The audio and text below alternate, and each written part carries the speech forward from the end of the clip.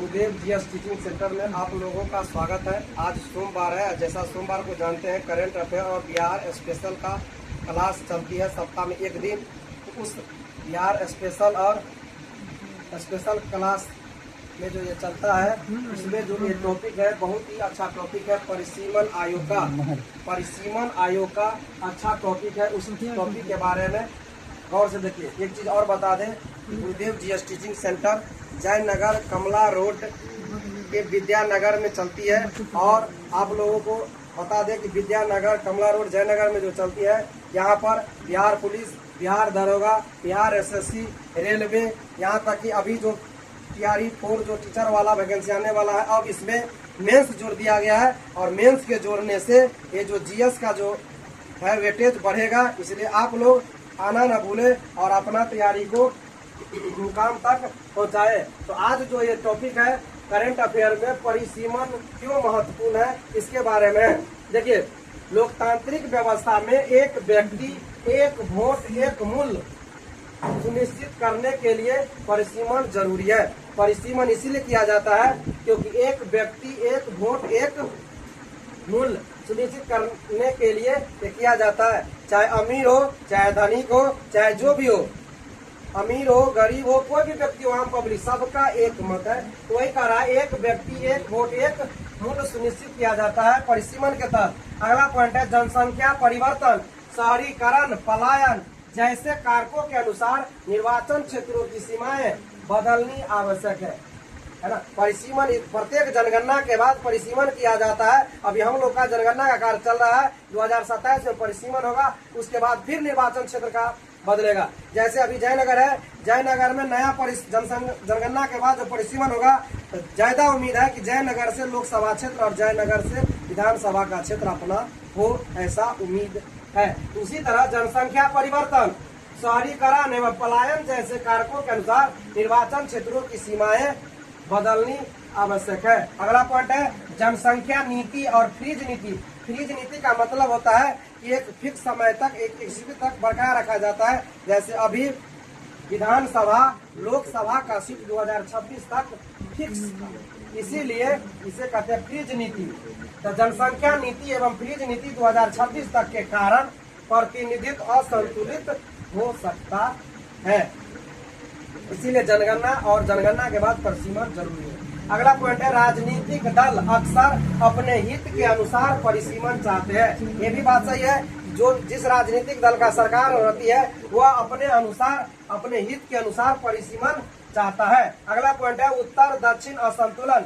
यहाँ उत्तर दक्षिण का मतलब है देश, उत्तर भारत और दक्षिण भारत। यहाँ पर लिखा हुआ है दक्षिण भारत की जनसंख्या वृद्धि दर कम है।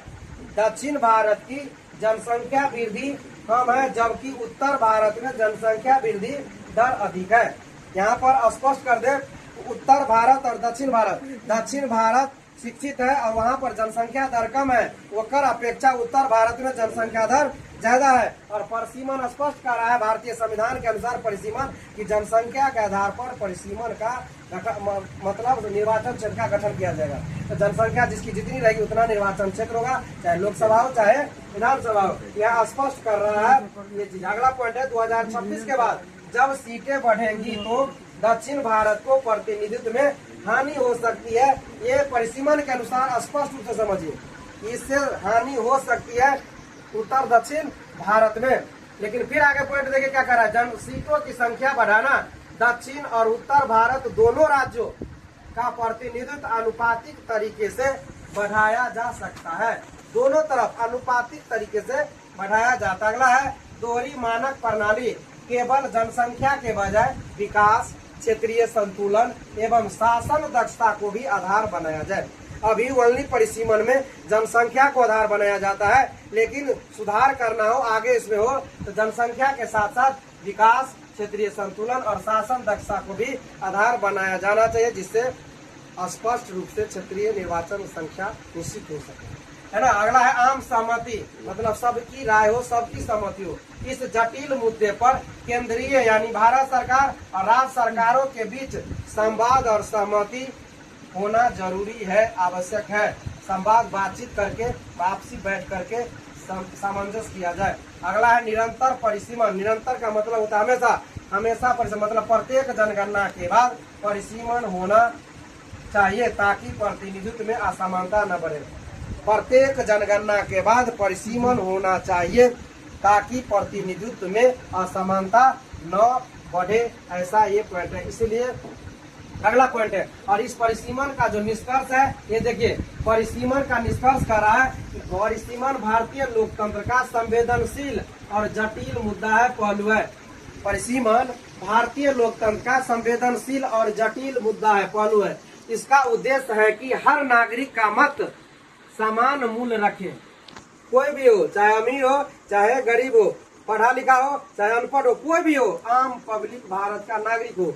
तो इसका उद्देश्य है कि हर नागरिक का मत समान मूल्य रखे एवं सभी क्षेत्रों को न्यायपूर्ण प्रतिनिधित्व मिले, मतलब सभी क्षेत्रों में प्रतिनिधित्व मिले, ऐसा है। लेकिन जनसंख्या आधारित परिसीमन से दक्षिणी राज्यों की चिंता एवं संघीय ढांचे की मजबूती दोनों को ध्यान में रखना होगा, क्योंकि उत्तर भारत में जनसंख्या अधिक है, दक्षिण भारत में जनसंख्या कम है और सीटों में असमानता होगी। वही उसी को कह रहा है कि सबको सामंजस्य लेकर चलना होगा। अगला लास्ट पॉइंट है जो बहुत इंपोर्टेंट है, 2026 ईस्वी के बाद होने वाले परिसीमन में भारत के सामने सबसे बड़ी चुनौती यही होगी कि वह जनसंख्या नियंत्रण करने वाले राज्यों को दंडित किए बिना लोकतांत्रिक प्रतिनिधित्व को संतुलित एवं न्यायपूर्ण रखे। यानी जहाँ जनसंख्या दर कम है उसको, जहाँ जनसंख्या दर अधिक है उसको एक सामंजस्य रूप से प्रतिनिधित्व मिले, अधिकार मिले, यही परिसीमन का मुख्य उद्देश्य है। ये टॉपिक था हम लोगों का आज का करंट का, बहुत ही अच्छा टॉपिक है। और आने वाले एग्जाम में चाहे कोई भी एग्जाम हो, चाहे TRE 4 हो, टीचर वाला हो, किसी भी एग्जाम में यहाँ आने की भरपूर संभावना रहती है। और जितना भी ये टॉपिक है सब अपना चैनल जो @गुरुदेव GS टीचिंग सेंटर है उस पर अपलोड किया जाता है। यूट्यूब चैनल है उस गुरुदेव GS टीचिंग सेंटर के नाम से, इस पर देखना ना भूलें। ठीक है, बहुत बहुत धन्यवाद।